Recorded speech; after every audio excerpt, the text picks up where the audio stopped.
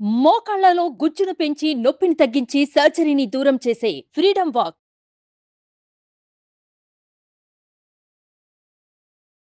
నమస్తే.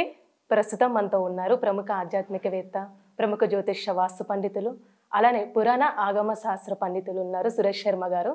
వారితో మాట్లాడదాం. నమస్కారం గురుగారు. ఆయుష్మతి తల్లి. గురుగారు, ఇప్పుడు మనకి ఇందాక నాగపంచమి గురించి చెప్పారు కదండి. అలానే ఇప్పుడు సుబ్రహ్మణ్య షష్ఠి కూడా మనకు ఉంది కాబట్టి అసలు మన కష్టాలు పోవాలంటే ఆ రోజు ఏ విధంగా మనం పూజించాలండి?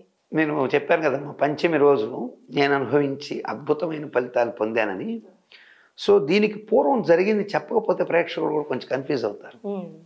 1990 నుంచి కూడా నాకేనాడు ఇబ్బందులు అనేవి నేను ఎదుర్కోలేదు.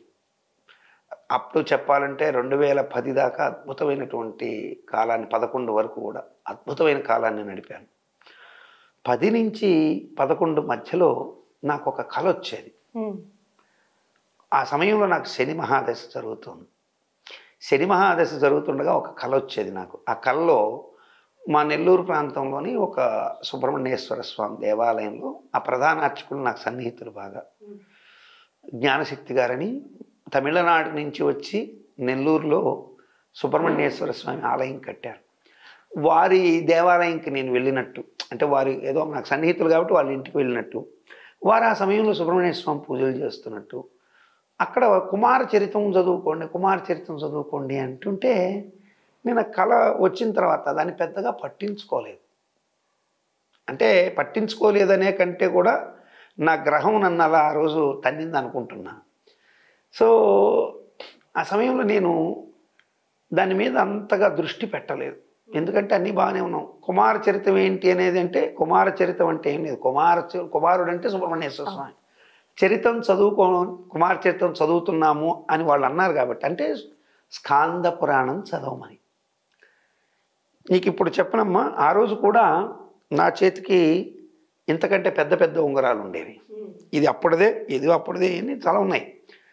ఇన్ని ఉంగరాలు ఉండి కూడా ఈ సుబ్రహ్మణ్యేశ్వర స్వామి లేడు. విచారకరం ఏంటంటే మా కులదేవత సుబ్రహ్మణ్యేశ్వర స్వామి. సో ఈ సుబ్రహ్మణ్యేశ్వర స్వామి లేడు. మిగతా ఏదేదో ఉంగరాలు, ఇంకా చాలా చాలా ఉంగరాలు ఉన్నాయనుకోండి.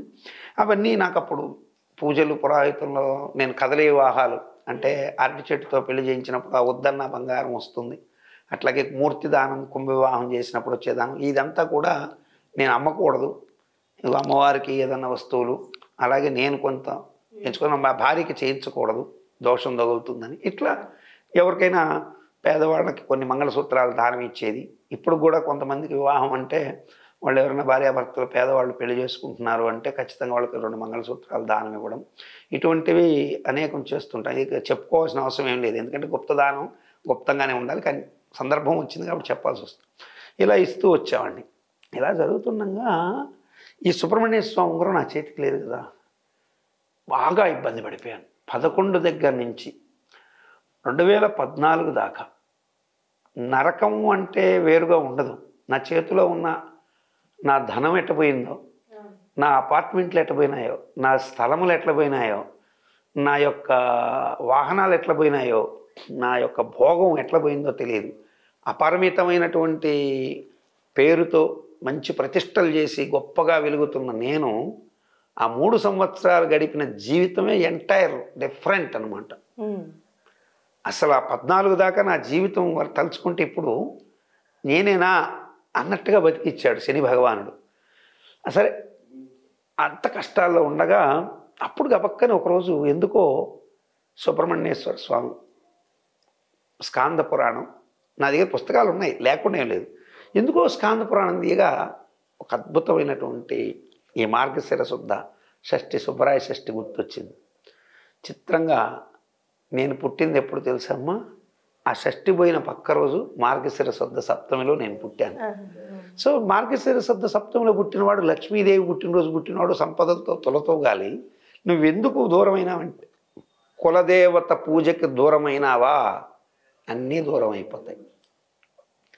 పైపెచ్చు సుబ్రహ్మణ్యేశ్వర స్వామి యొక్క అనుగ్రహం ఎట్లాంటిదంటే, ఆయన్ని గనక నువ్వు కరెక్ట్గా ఆరాధిస్తే ఈ అరిషడ్వర్గాలకు అతీతంగా, కామ క్రోధ లోభ మోహ మదమాశ్చర్యాలకు అతీతంగా 6 ఋతువుల్లో జరిగేటువంటి విపరీత పరిణామాలకు అతీతంగా 12 మాసాల్లో నిన్ను ప్రతి మాసంలో ప్రతి గడియ నీ వెనక ఉండి నువ్వు తప్పు చేయబోతున్నప్పుడల్లా నీకు వెనక పక్క ఒక శిఖలో ఆగి ఆగు ఆగు అంటాడు.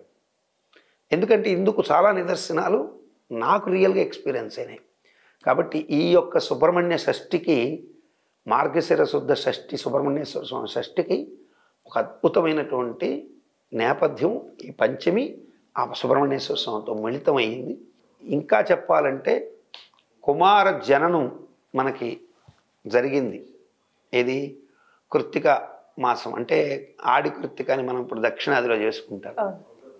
వాళ్ళందరూ ఏమనుకుంటారంటే ఆషాఢ మాసంలో కృత్తికలో సుబ్రహ్మణ్యేశ్వర స్వామి పుట్టాడు అనుకుంటారు. ఆషాఢ మాసం దగ్గర నుంచి మీరు లెక్కేసుకోండి. ఆషాఢం, శ్రావణం, భాద్రపదం, ఆశ్వీజం, కార్తీకం, మార్గశిరం, 6వ మాసంలోనే సుబ్రహ్మణ్యేశ్వర స్వామి నిజరూపుడైనాడు. ఈ షష్ఠికే ఆయన పూర్ణ శక్తివంతుడైనాడు. పూర్ణ శక్తివంతుడు అంటే దాని అర్థం అంతకుముందు ఆయన శక్తివంతుడు కాదని కాదు. 6 భాగాలుగా పడిపోయిన ఈ సుబ్రహ్మణ్యేశ్వర స్వామి ఏకీకృత శక్తివంతుడైనటువంటి రోజు ఈ మార్గశిర శుద్ధ షష్ఠి. ఇదే సుబ్బరాయ షష్ఠి అంటారు గోదావరి ప్రాంతాల్లో. సుబ్రహ్మణ్య షష్ఠి. సుబ్రహ్మణ్యం అంటే సు అంటే మంచి, బ్రహ్మణ్యత్వం పొందడం, బ్రహ్మకే ఓంకార రహస్యం చెప్పినవాడు ఎవరు?